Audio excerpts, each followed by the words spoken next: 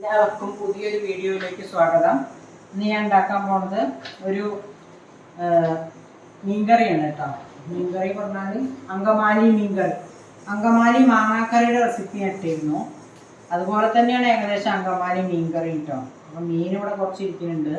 അപ്പം അത് നിങ്ങളെ കൂടി കാണിക്കാമെന്ന് വിചാരിച്ചു.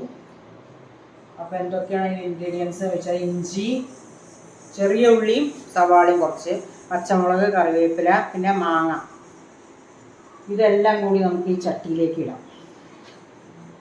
ഇഞ്ചി, പച്ചമുളകും ഉള്ളിയും ചെറിയ ഉള്ളിയും എല്ലാം കൂടി ഇതിലേക്ക് ഇടാം. മാങ്ങപ്പണ്ട നിൽക്കട്ടെ. ഇനി ഇതിലേക്ക് കുറച്ച് സാധനങ്ങൾ ഇടാൻ ഉപ്പ്, കുറച്ച് ഉപ്പിടാം, കുറച്ച് മുളക് പൊടി. മുളക് പൊടി ഒരു എരിവിനനുസരിച്ച് ഇടുക. ഒരു സ്പൂണ് സാധാരണ മുളക് പൊടി, ഒരു സ്പൂണ് കാശ്മീരി, എന്നാലേ ചെറിയൊരു കളറുണ്ടാവും.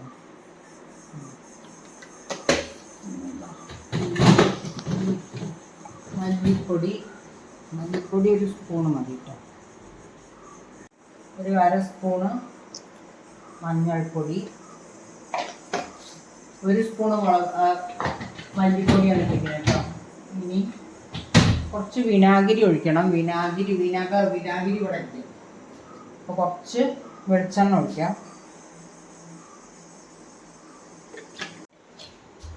ഇതൊരു 5 മിനിറ്റോളം അങ്ങനെ തിരുമ്പി വെക്കണം. നന്നായി തിരുമ്പി വെക്കണം കേട്ടോ. കുറച്ച് നേരം വേണം. ഇതിപ്പോൾ ഒരു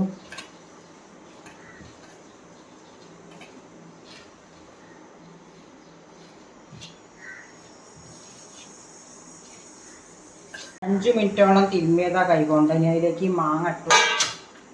ഈ മാങ്ങ ഇട്ടിട്ടൊന്ന് നന്നായിട്ട് മിക്സ് ചെയ്യുക. എന്നിട്ട് ഇതിവിടെ ഒരു 10 മിനിറ്റ് ഇവിടെ ഇരിക്കണം കേട്ടോ. എനിക്ക് വെക്കട്ടെ. എന്നിട്ട്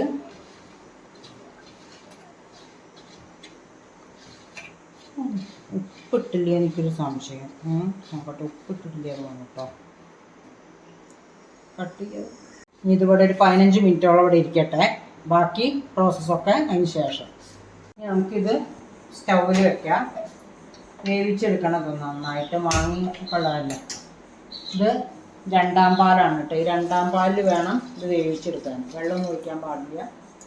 2ാം പാലിൽ കിടന്നിട്ട് ഇത് നന്നായിട്ടൊന്ന് വേവട്ടെ. മാങ്ങയൊക്കെ നന്നായി വെന്തിട്ടുണ്ട്. ഏത് മീൻ വെച്ചിട്ടും നമുക്കിത് ഉണ്ടാക്കാം കേട്ടോ. ഇതിവിടെ മത്തിയാണ്. ഞാൻ മത്തി അതിലേക്ക് ഇടുകയാണ്. പിന്നെ എനിക്ക് മത്തിയാണ് കൂടുതൽ ഇഷ്ടം കേട്ടോ. ചെറിയ മീനുകളുണ്ടല്ലോ, ഇത് കുറച്ച് വലുതാണ്.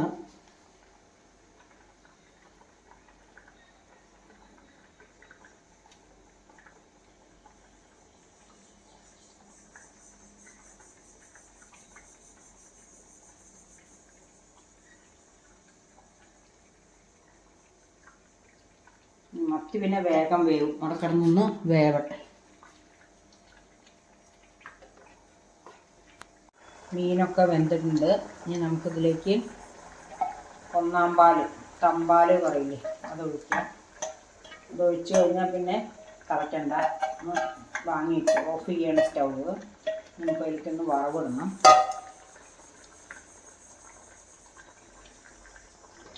വറവിടാം. നമുക്ക് ഇച്ചിരി വെളിച്ചെണ്ണ ഒഴിക്കാം. വെളിച്ചെണ്ണയിൽ തന്നെ ചെയ്യണം കേട്ടോ. പ്ലെയിൻ രുചി ഉണ്ടാവും. ഇരിക്കട്ടെ. ഇനി കുറച്ച് ഉലുവ, ലേശം ഉലുവ ഇടണം. ഉലുവ ഇട്ട് കഴിഞ്ഞ് ഒന്ന് പൊട്ടട്ടെ. വെളിച്ചെണ്ണ ചൂട് കാണാം. ഒന്ന് പൊട്ടിയിട്ടുണ്ട്. ഇനി നമുക്ക് ഈ ചെറിയ ഉള്ളി ഇതിലേക്കിടാം. പിന്നെ പച്ചമുളക് 3 പൊട്ടിച്ചിടുക. കറിവേപ്പിൻ്റെ ഇല,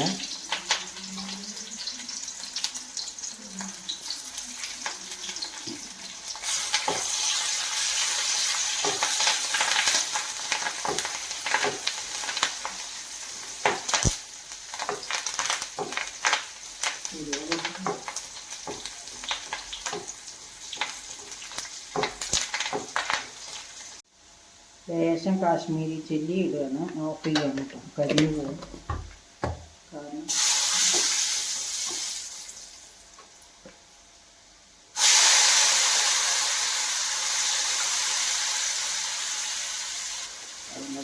കരിഞ്ഞു പോകും.